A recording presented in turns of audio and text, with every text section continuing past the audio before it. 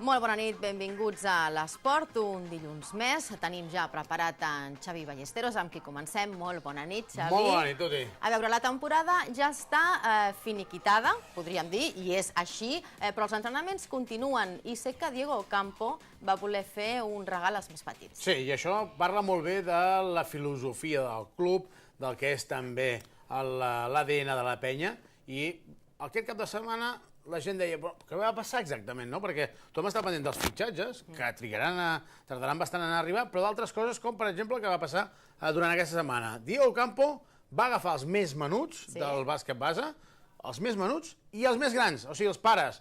I què va fer? Doncs una cosa que jo no havia vist mai, que és, escolta'm, tots en el Palau Olímpic, i va fer un clínic pels més petits i també pels pares. D'aquesta manera és una manera de fer club, de fer penya, i d'aquesta manera li vam voler preguntar al Diego Campo per què va decidir fer aquest clínic, un clínic que generalment és per a entrenadors o per nens, i en canvi també va ser pels pares.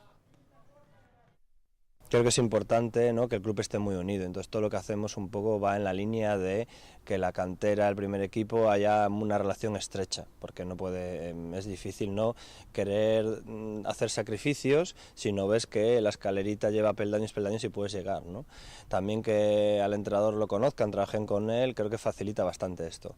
Y por otro lado, esto para mí es transparente, ¿no? Lo que hacemos pues con padres, con jugadores, creo que es un síntoma de transparencia, no tenemos nada que esconder, sin todo lo contrario, abrir, y creo que ir en la línea de estar todos unidos, porque necesitamos de los trabajadores del club, de los aficionados, de los medios, de los padres, de los niños, para pues ir poco a poco a hacer un club sostenible. Un clínic particular intergeneracional, que està bé, és el que dèiem, que no s'havia vist. I això ho està fent un entrenador ACB, que això, Tuti, és molt difícil de trobar, perquè generalment els entrenadors ACB pensen primer en ells i després amb la seva salvació. Per tant, pensar en el club és una cosa que parla molt bé. Escolta, i un model, el de la penya, que traspassa fronteres. Fins al punt que també traspassa l'Atlàntic, perquè els dos entrenadors ajudants, el Lluís Riera i el Pablo Del Tío, que van anar a Argentina. Estem parlant d'un desplaçament molt llarg. En allà van fer xerrades i, a més, els entrenadors d'allà volen conèixer el model penya, el model una miqueta de la filosofia, i està clar que és una experiència única, ens l'han volgut explicar.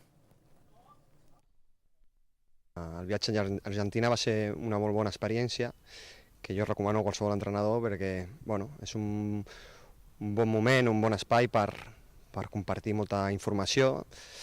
Una de les coses que més em van sorprendre va ser les ganes d'aprendre dels entrenadors d'allà, que tot just acabàvem el clínic i ja venien a preguntar-te i s'interessaven molt i volíem de molt bones maneres, sense cap altra idea que era aprofitar que nosaltres estàvem allà per aprendre. I ara, però, és moment de planificar aquesta plantilla per la temporada vinent i els ojeadores que han marxat cap a Itàlia. Sí, es diuen scouts, doncs el director esportiu de la penya, el director esportiu del joventut i el Lluís Riera es van desplaçar fins a Treviso. Treviso és una localitat italiana on es concentren. Aquí hi ha dos aspectes. Una, joves de 18 a 22 anys i també uns joves de 16 anys d'arreu d'Europa, però també nord-americans. És el que se'n diu un aparador. Vas allà, seus i dius, veiem com estan, controles una miqueta aquest tipus de jugadors. Moltes vegades aquests jugadors no són accessibles per l'economia de la penya ara mateix, però com a mínim els tens controlats pel que passi pel futur. Hem parlat amb el Lluís Riera per saber què hi va trobar tant el Jordi Martí com ell en aquesta concentració de Treviso. És un bon moment per controlar jugadors, per seguir jugadors, per veure si hi ha algun jugador que té l'opció de poder competir a l'ACB amb un club com el nostre. I després també és un bon moment per compartir impressions amb agents i altres clubs, per veure quin és el seu moment actual i per establir contactes de cara al mercat d'estiu. I segur que van menjar d'allò més bé italià. Això de ben segur. Escolta'm, parlem del Joventut BSR, el de cadira de rodes, perquè sembla ser que farà una aposta ambiciosa per la temporada vinent. I està confirmada. Ho va dir el Juan Morales quan va entrar com a president, que apostaria pel bàsquet femení i també pel bàsquet en cadira de rodes. També semblava que podien ser paraules, però hem parlat amb el seu entrenador i també jugador, el Fabián Castilla, un referent del bàsquet aquí a Espanya, i ha confirmat això, que l'any vinent, ara estaven a segona divisió, que faran un equip potent, ja han fet 3 fitxatges, un d'ells molt conegut com és l'Alvin, que torna des de Gran Canària. Recordem que el bàsquet en cadira de rodes, ho expliquem molt breument, té també una escola de formació i per tant molts surten d'aquí. Hem parlat amb ell, amb el Fabián Castilla, per ens explicar una miqueta com veu el futur. Vamos a intentar volver a ascender y volver a estar en lo más alto de la elite que hemos estado durante 10 años.